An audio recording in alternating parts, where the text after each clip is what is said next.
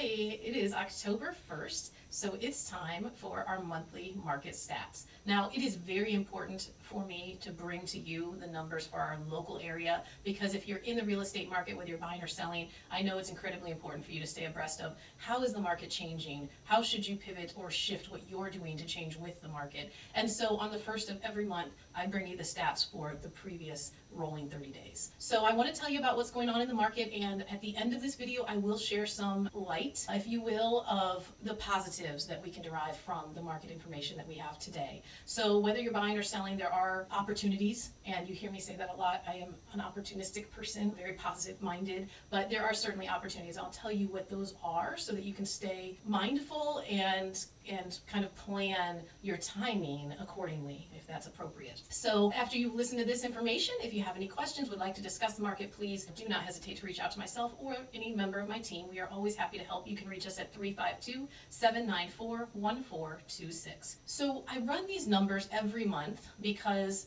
for my profession, it's important for me to stay informed so that I can help my customers, and also because I want the broader public to have access to information that you really don't have an easy way of getting. So we have, as professionals in the industry, we have access to a lot of behind the scenes information, I call it, that helps us to really get a good feel of how's the market tracking, what direction is it going, watching for the month-to-month changes, because things that happen on the short term certainly can impact what you're doing from day to day with your decision to buy or sell, but then also have an impact on the longer term perspective, and it gives us a quicker view of what may be on the horizon. So hopefully this information is helpful to you, and what I'm going to do is highlight it. I have the reports, the full reports. If you want to look at the individual price sectors and the numbers, you can go to my website, resluxurygroup.com, and under resources you'll be able to pull the market stats reports. You can go back and look at years back on market stats. So it's kind of interesting if you want to get involved in that. But the highlights for this month's stats were 62% of the price sectors. There's 16 price sectors that I track, from under 100,000 all the way to above $1 million. 62% of those sectors are tracking longer days on market. Now, we have been seeing where inventory has been rising. That's just been the theme for quite some time now. Higher inventory levels, and then that coupled with a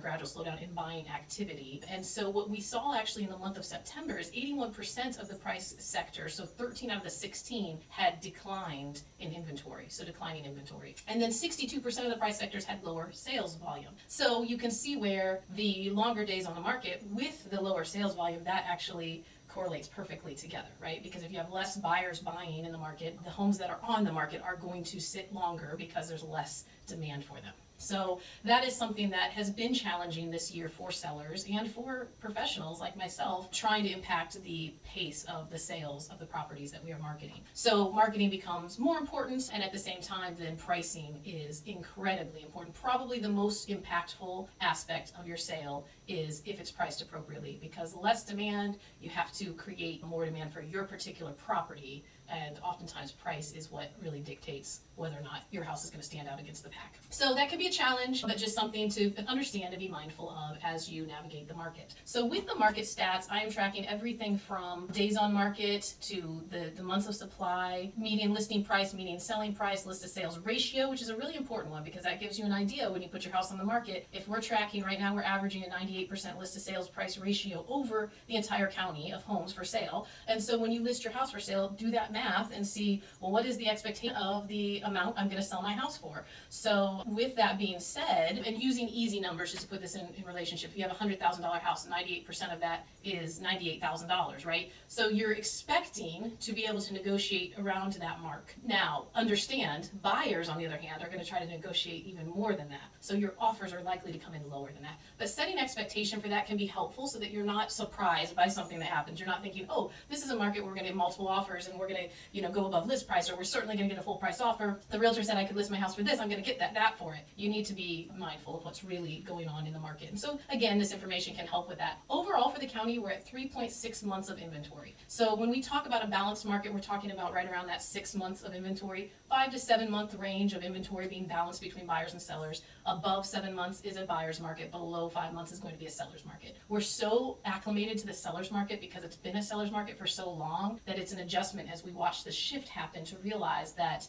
we are approaching, and in some cases already in, buyer's market territory. Our higher price points, so when I look at my report right now, our higher price points, 800 plus, are already in buyer's market territory. We've got the price points below that are 600, 700,000 are at between 6 and 7 months of inventory, so they're right there at that cusp as well. So we're seeing that gradual change from the shift between seller's market to buyer market. So be aware of that. Now, a couple of things just to give you highlights and some light on what's happening in the market. Of course, we know that in September, the Federal Reserve cut interest rates by 0.5%. So that's a wonderful thing, especially since we're coming out of this rising price, rising rate environment. So with that being said, though, understand that the lenders had already worked that expectation into the loan rates that they were offering. So we didn't see after September 18th this immediate, oh, rates are lower, everything's, stuff's happening real fast now because people are trying to take advantage. It was already baked in, which is how that happens. It's always ahead of, those things happening. And so we're not seeing a huge impact from that, but there are projections for more rate cuts to come. So that's certainly important. And I also think that part of the reason that the market is staying a bit slower is the election.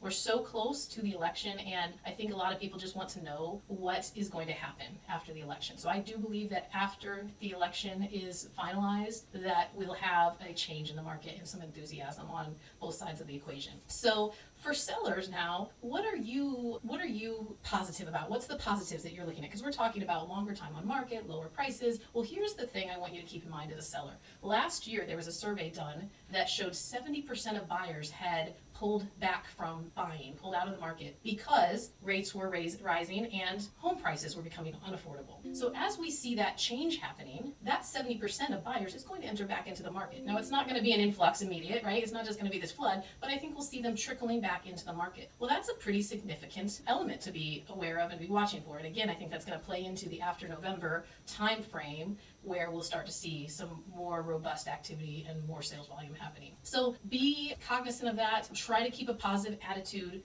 Every house, there's a buyer out there for every house. So don't feel discouraged if your house is sitting. A lot of houses are right now. We're averaging over 60 days on the market. So it's over 2 months on the market right now on average. So just, stay positive. And if you have any questions about navigating the real estate world right now, there's a lot of changes happening. We're kind of calling it the Wild Wild West professionally because with the changes that have taken place with how we operate, everyone's doing things a little bit differently and it's a little crazy. So if you want to talk about that and understand how it impacts you, I'm always happy to converse with you on things like that and always here to help. So hopefully this information has been helpful. Take a look at my website for other great resources. It's luxurygroup.com, and my team and I are here to serve you, so let us know what we can do for you. I'm Ruth Squires with eXp Realty, Yes Luxury Group, bringing you white glove service and red carpet treatment because your satisfaction is my guarantee.